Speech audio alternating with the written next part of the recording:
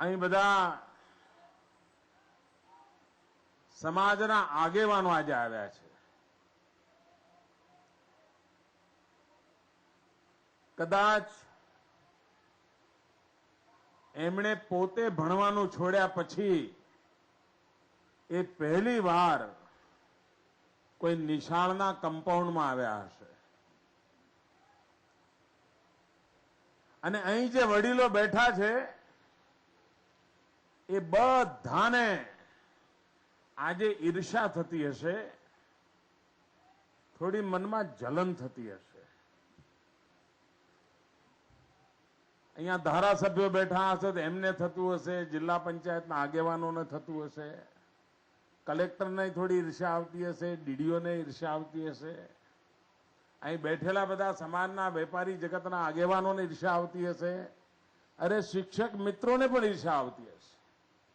ઈર્ષા એટલા માટે આવતી હશે કે અમે જ્યારે નિશાળમાં ગયા ત્યારે કોઈ અમારા ભાવ પણ નહોતું પૂછતું. અમારી બા બિચારી એકલી મૂકવા આવી હતી. અમારા બાપુજીને ખબર નહોતી કે કઈ તારીખે હું નિશાળમાં દાખલ થયો. અડોશ પડોશને ખબર નહોતી કે મેં ભણવાની શરૂઆત કરી. અને આજનો જમાનો જુઓ કે આ નાના નાના ટાબરિયા નિશાળે જાય અને રાજ્યનો મુખ્યમંત્રી એમને વધાવવા માટે હાજરી આપે તો ઈર્ષા થાય, બહુ સ્વાભાવિક છે. ઘણાને થતું હશે કે અત્યારે આપણે નિશાળમાં દાખલ થયા હોત તો કેટલું સારું. અહીંયા 11 લાખનું દાન આપે એની જોડે મુખ્યમંત્રી હાથ મિલાવતા નથી અને આ ટાબરિયાઓ જોડે હાથ મિલાવે છે. કોઈને પણ ઈર્ષા થાય, પણ આ ઈર્ષા સાત્વિક ઈર્ષા છે. આ ઈર્ષા મનને ગૌરવ અને આનંદ પરાવનારી ઈર્ષા છે કે કેવો સારો દિવસ આવ્યો છે કે આપણું નાનકડું ગરીબ પરિવારનું બાળક શાળાએ જાય અને એક ઘટનાને આખું રાજ્ય ઉજવણી કરતું હોય, આનાથી અનેરો કોઈ અવસર ન હોઈ શકે. નિશાળો પહેલા પણ ઉનાળો આવ્યો હોય અને વેકેશન પૂરું થયું હોય અને ખુલી હશે, પણ ગામને ખબર જ નહીં હોય કે નિશાળ ક્યારે ખુલી, માસ્તર આયા છે કે નથી આયા, સરપંચને ખબર નહીં હોય. પહેલી વાર એવું વાતાવરણ બનાવ્યું છે, ગામ આખાને ખબર પડે કે આજે શાળાઓ શરૂ થઈ, શિક્ષકો આવી ગયા, બાળકો જવા માંડ્યા. અને અહીં બેઠેલા પ્રત્યેક બાળકને મનમાં એક સંસ્કાર થવાના છે કે શાળાએ જવાની ઘટના એ નાની ઘટના નથી. ઘણીવાર દીકરાને પરણાવીએ તો ગામ આખાને ભેગું કરીએ, દૂર દૂરથી સગાવાળાને નોતરીએ, લોકોને જમાડીએ, અને ખબર છે પરણાયા પછી કેવા કેવા જોખમ આવવાના છે. પરણ્યા પછી છોકરો કોની સેવા કરશે એમાં પ્રશ્નચિહ્ન હોય. છતાંય દીકરો કે દીકરી પરણાવીએ ત્યારે મોટો જલસો કરીએ, પરંતુ શાળાના શિક્ષણથી એની આખી જિંદગી બનવાની છે. એ આખો પ્રસંગ જાણે કુટુંબમાં કોઈ ઘટના જ ન હોય, સમાજમાં એનું કોઈ મહાત્મ્ય ન હોય, એવી પરિસ્થિતિ પેદા થઈ.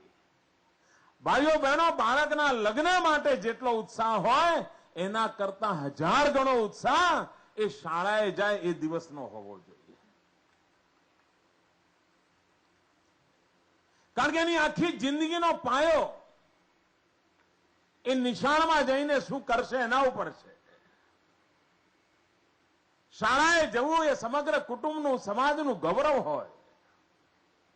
અને એક વાતાવરણ બનવું જોઈએ કે જે શાળાએ જતા રહી ગયો હોય એને નાનપ લાગતી હોય.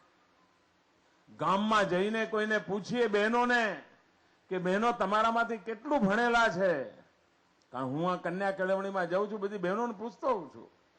અને બહેનોને કહું કે તમે જે ભણેલા હોય હાથ ઊંચો કરો, અભણ હોય હાથ ઊંચો કરો. તો બહેનો હાથ તો ઊંચો કરે પણ માથું નમાવી દેતી હોય છે.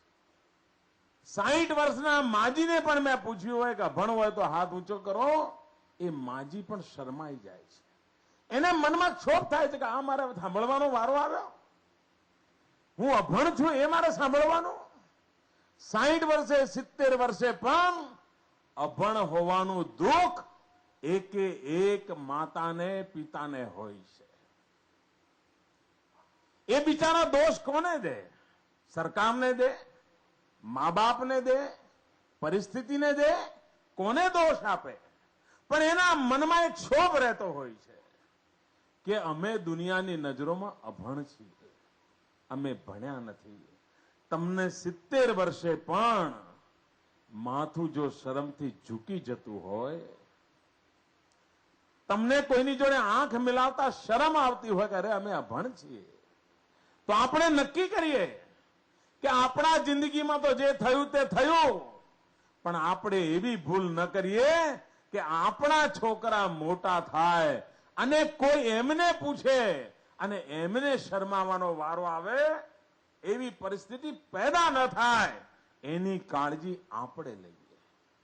ભાઈઓ બહેનો, આ ઝાંપ ગામ અમદાવાદથી દૂર નથી, પાસે કહેવાય. અહીં શિક્ષકની નોકરી લેવી હોય તો જૂના જમાનામાં જરૂર રૂપિયા દેતા હશે કે ભાઈ પાસે છે, હાજ પડે ઘેર જવાય. આટલું પાસે આ ગામ હોય અને ગામની અંદર કન્યા સાક્ષરતા, સ્ત્રી સાક્ષરતા માંડ 20% હોય.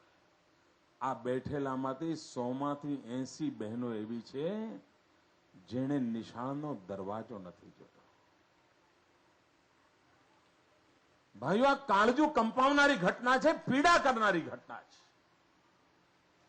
મને અત્યંત વેદના થાય છે કે અમદાવાદ ગાંધીનગરની પડોશમાં હોય આ ગામ અને એની આ દશા. આના માટે જવાબદાર કોણ? આ પાપના ભાગીદાર કોણ? આ સમાજના ગુનેગારો કોણ? આટલા નજીકમાં મુખ્ય રસ્તા પરનું ગામ, સુખી સમાજના લોકો સરસ મજાની લાખો રૂપિયાની ગાડીઓ લઈને આ રોડ પર દોડતા હોય, નર સરોવર આંટો મારતા હોય, અને રોડ પરનું ગામ આ સ્થિતિમાં હોય, એનાથી બીજી કોઈ પીડાદાયક બાબત ન હોઈ શકે. અને હું કોઈને દોષ દેવામાં માનતો નથી ભાઈ. અહીંયા અનેક લોકો એવા છે જે મારા જન્મ પહેલાથી અભણ હશે, તેમ છતાંય મને પીડા થાય છે. શું આ પરિસ્થિતિ બદલવી ના જોઈએ? સમાજ તરીકે આપણું આ કર્તવ્ય નથી? અને એટલા માટે સમગ્ર રાજ્યમાં આ હલેજ જગાવી પડી છે, એક ધૂણી દખાવી પડી છે. આપણા રાજ્ય આટલું બધું પ્રગતિશીલ રાજ્ય કહેવાય. 2001-2 સુધી સ્થિતિ એવી હતી કે 100 લોકો નિશાળે જવા જેવા હોય બાળકો, એમાંથી માંડ 60 જતા હતા. અને ગયા પછી એક જ વર્ષમાં 100માંથી 40 ઉઠી જતા હતા.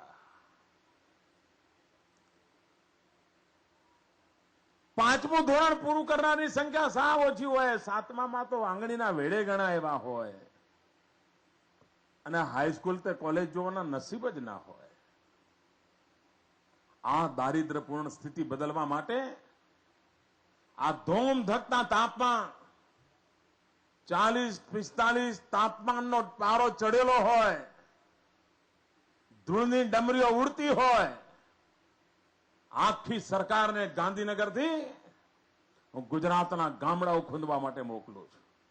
મુખ્યમંત્રી જાય છે, મંત્રીઓ જાય છે, ધારાસભ્યો જાય છે, સંસદ સભ્યો જાય છે, કલેક્ટરો જાય છે, સચિવો જાય છે, મુખ્ય સચિવ જાય છે, બધા જ જાય છે.